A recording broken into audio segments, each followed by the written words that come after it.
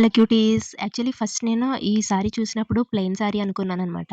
So, plain sari కదా! దీనికి blouse మీద మంచిగా ఫ్యాబ్రిక్ పెయింటింగ్ అనేది వేసుకుందాము అని చెప్పేసి అనుకున్నాను. కాకపోతే చీరంతా ఓపెన్ చేసిన తర్వాత దీని మీద ఇట్లా డిజైన్ అయితే వచ్చేసిందనమాట. సో, అంచు ఇంకా బుటీస్ అంతా మొత్తం సారీ అంతా వచ్చేసింది. సో, ఇప్పుడు ఏం చేయాలి అని చెప్పేసి అనుకున్నాను. ఎట్లాగో ఈ చీరలో బ్లౌజ్ అయితే లేదనమాట. సో, అందుకని సరేలే మనకి ప్రాక్టీస్ అయినట్టు కూడా ఉంటుంది అన్నట్టు నేను దీనికి ఒక బ్లౌజ్ అనేది సెట్ చేసుకొని దానికి పెయింటింగ్ చేద్దామని డిసైడ్ అయ్యాను. ఇదొచ్చేసి బాటిల్ గ్రీన్ కలరు. మీకు వీడియోలో ఈ కలర్ చేంజ్ అయిపోయి కనిపిస్తుంది కదా! సో, దీనికి లెమన్ యెల్లో ఇంకా ఇక్కడ చూపిస్తున్నాను కదా! ఆ 2 కలర్స్ అయితే మనం కాంబినేషన్ చేసుకోవచ్చనమాట. సో, ఈ మూడిట్లో కూడా ఏది బాగా సూట్ అయింది అని చెప్పేసి నేను చూసుకొని ఒక బ్లౌజ్ అయితే తీసుకున్నాను. సో, దానికి ఇక్కడ పళ్ళులో ఈ విధంగా డిజైన్ అయితే ఉంది కదా! సో, ఈ మ్యాంగో డిజైన్ ఏదైతే ఉందో దీన్నే హ్యాండ్స్‌కి వేద్దామని చెప్పేసి, అలాగే అంచులో ఉన్న డిజైన్ వచ్చేసి వెనకాల బ్యాక్ నెక్‌కి వేద్దామని చెప్పేసి నేను డిసైడ్ అయ్యాను. సో, ఇప్పుడు ఆ డిజైన్స్ అయితే నేను ఓహెచ్‌పి షీట్ ఉంటుంది కదా! దాని మీదకైతే ట్రేసింగ్ అయితే చేసేసుకున్నాను. సో, చూడండి మీకు ఇక్కడ తెలుస్తుంది కదా! డిజైన్స్ 2 కూడా అంచు డిజైన్ అలాగే ఆ మ్యాంగో బుటీ డిజైన్ ఉంది కదా! ఆ రెండిటిని కూడా నేనైతే ట్రేసింగ్ చేసేసుకున్నాను. ట్రేసింగ్ చేసుకున్న తర్వాత నేను సెలెక్ట్ చేసుకున్న బ్లౌజ్ మీదకైతే ప్రింట్ అనేది వేసేసుకున్నాననమాట. ఆ ప్రింట్ అనేది ఎలా వేసుకోవాలి అనేది మీకు ఆల్రెడీ షార్ట్స్‌లో చూపిస్తాను నెక్స్ట్ వీడియోస్‌లో. కింద మనం పెయింట్ వేయాలనుకున్న ఫ్యాబ్రిక్ పెట్టేసుకొని దాని మీద కార్బన్ పేపర్ పెట్టి దాని మీద ఈ డిజైన్‌ని మనం జస్ట్ పెన్‌తో గాని, పెన్సిల్‌తో గాని ఆ డిజైన్ మొత్తం డ్రా చేసుకుంటే మనకి ప్రింట్ అనేది వచ్చేస్తుంది. సో, అది ఎలా అనేది మీకు నేను మళ్ళీ వీడియోస్‌లో షార్ట్స్‌లో అయితే చూపిస్తాను. సో, ఫస్ట్ అయితే నేను ఈ విధంగా ఆ డిజైన్ అంతా కూడా ఇలా వైట్ బేస్ అయితే ఇవ్వాలి కదా! సో, వైట్ బేస్ అయితే నేను ఇచ్చేసాను. సో, అది చాలా ఎక్కువ ఉంది కదా! మొత్తం వెనకాల నా భుజం అయితే పట్టేసిందనమాట. చాలా పేషెన్స్‌గా అలా చేసుకుంటూ రావాలి. పెయింటింగ్ కూడా అంత ఈజీ ఏమీ కాదు. అలా చేసుకుంటూ మొత్తానికి వైట్ పెయింటింగ్ అయితే కంప్లీట్ చేశాను. దాని మీద నేను గోల్డెన్ కలర్ పెయింట్ అయితే వేస్తున్నాను. సో, ఇక్కడ మీకు కనిపిస్తుంది కదా! ఫస్ట్ మనం వైట్ బేస్ అనేది వేసుకొని అది పూర్తిగా ఆరిపోయిన తర్వాత మనం గోల్డ్ కలర్ అయితే వేసుకోవాలి. మీరు వైట్ ఆరకుండా వేసారనుకోండి వైట్ కలర్, గోల్డ్ కలర్ అలా మిక్స్ అయిపోతుంది కాబట్టి అలా కాకుండా పూర్తిగా ఆరిపోయిన తర్వాత అయితే మనము కలర్ అనేది వేసుకోవాలనమాట. ఏ కలర్ అయితే వేయాలనుకుంటున్నామో. ఎందుకంటే శారీలో గోల్డ్ కలర్ ఉంది కాబట్టి నేను ఇక్కడ కూడా గోల్డ్ కలరే యూజ్ చేస్తున్నాను. ఇంకా ఇక్కడొచ్చేసి హ్యాండ్ చూసుకుంటే మనం హ్యాండ్‌కి ఈ విధంగా మ్యాంగో బుటీ డిజైన్ అయితే ఉంది కదా! మ్యాంగో షేప్‌ది.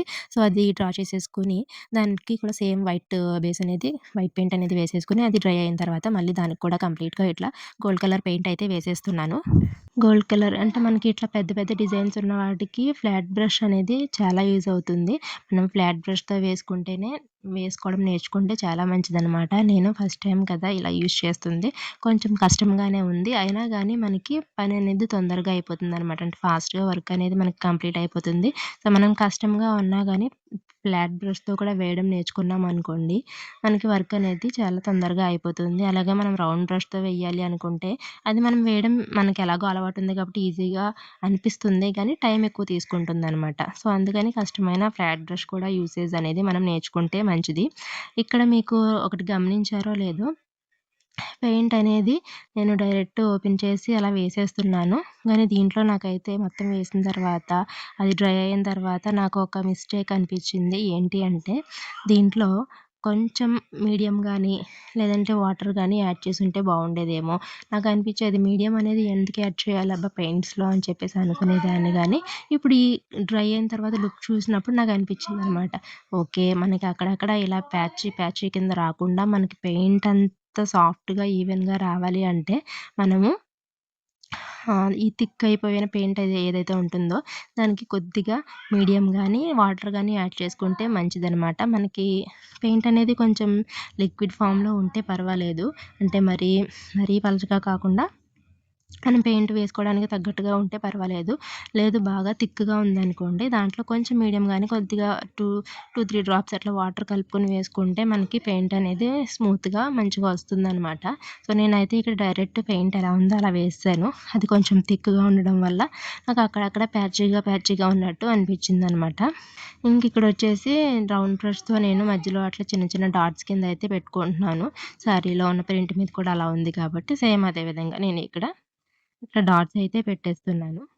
అలాగే క్యూటీస్ మీలో ఎవరైనా ఫస్ట్ టైమ్ నా ఛానల్‌ని చూస్తున్నట్లయితే తప్పకుండా ప్లీజ్ సబ్స్క్రైబ్ అయితే చేసేసుకోండి. అలాగే ఈ వీడియో అయితే మీకు నచ్చినట్లయితే తప్పకుండా లైక్, షేర్ అండ్ కామెంట్ అయితే చేసేయండి. మీరు చేసే లైక్ అనేది నా ఛానల్‌కి, నా వీడియోస్‌కి గ్రోత్ అవ్వడానికి చాలా యూజ్ అవుతుంది.